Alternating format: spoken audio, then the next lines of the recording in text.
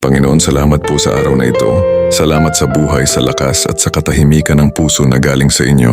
Maraming salamat sa proteksyon na araw-araw naming nararanasan kahit minsan hindi namin napapansin. Ramdam namin na nariyan ka. Lord, sa bawat oras na napagod kami, Ikaw ang nagbigay ng lakas para magpatuloy.